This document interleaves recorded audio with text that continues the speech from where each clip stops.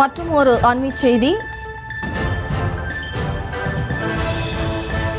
முதலமைச்சர் தமது இல்லத்தில் அதானியை சந்தித்தது ஏன் என ராமதாஸ் கேள்வி எழுப்பியுள்ளார்.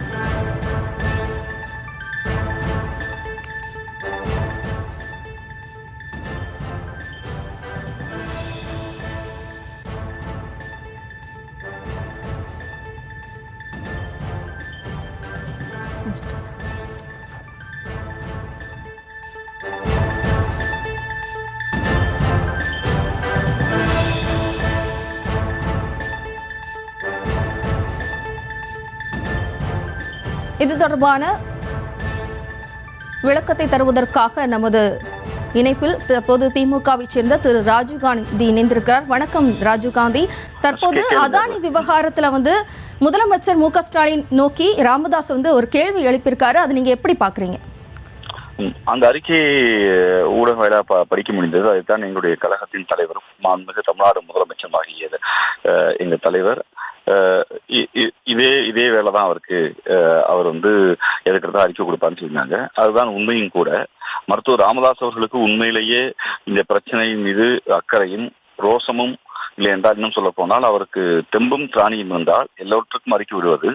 அதானிங்கிற சாதாரண ஒரு சின்ன முதலாளியை உலக பெருப்பணக்காரர்களாக வளர்த்து விட்ட மோடி மீதும், ஏறத்தாழ இத்தனை ஆயிரம் கோடிகளை முறைகேடு செய்த அதானியை நோக்கி அதானியை வளர்த்து விட்ட மோடி மீது இந்த கேள்வி கேட்டிருக்க வேண்டும்.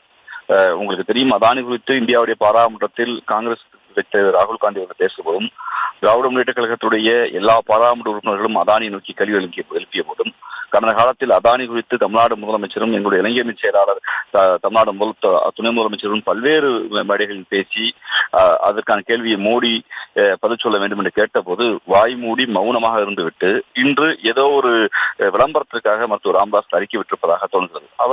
அவர் மாண்பு முதலமைச்சரின் இரவு சிந்தித்தார் என்ற கேள்வியெல்லாம் அந்த அறிக்கை இருந்தது. எனக்கு வியப்பாக இருக்கிறது. கூட்டணி மாற்றுவதற்கு, கூட்டணி பற்றி பேரம் பேசுவதற்காக தங்களுக்கு எவ்வளவு தொகுதி இல்லை என்றால் எவ்வளவு பணம் வேண்டும் என்பதற்காக பல்வேறு முகாம்களில் பல்வேறு நேரங்களில் இரவில் ரகசிய பேச்சுவார்த்தை நடத்தியவர்கள் இல்ல அப்படி ஒரு யூகத்தை, அதானி குறித்த யூகத்தை இங்கு பேசியிருக்கார்கள் என்ற எண்ணத்தான் தொடர்கிறது. முழுக்க முழுக்க இலூசன் இண்டூசன் என்று சொல்கிற கற்பனவாதத்திலையும் ஒரு கருத்துருவாக்கத்தை பேசுகிற அறிக்கையா தான் இந்த அறிக்கை இருக்கிறது. உண்மையிலேயே சமூகத்தின்பால் அக்கறையும் உண்மையிலேயே சமூகத்தின்பால் ஒரு தேவையும் இருந்தார் மருத்துவர் ராமதாஸ் அவர்கள் இந்தியாவின் நாட்டுடைய பிரதம அமைச்சராக அதானியுடைய பினாமியாக அல்ல, அதானியுடைய கடவுளாக, அதானியுடைய முதலாளியாக, அதானுடைய ஓனராக இருக்கக்கூடிய மோடியை நோக்கி இந்த கேள்வி எழுப்பியிருக்க வேண்டும். அதற்கு மாறாக அதானி எதிர்க்கிற எங்களை நோக்கி இந்த கேள்வி எழுப்பியிருக்கிறார்.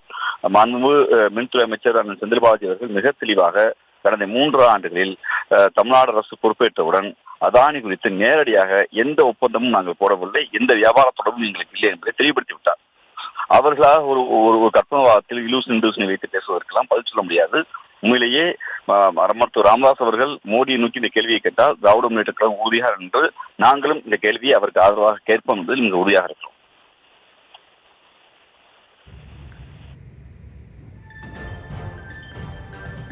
இணைப்பில் இணைந்து கருத்துக்களை பதிவு செய்தமைக்கு ரொம்ப நன்றி சார்.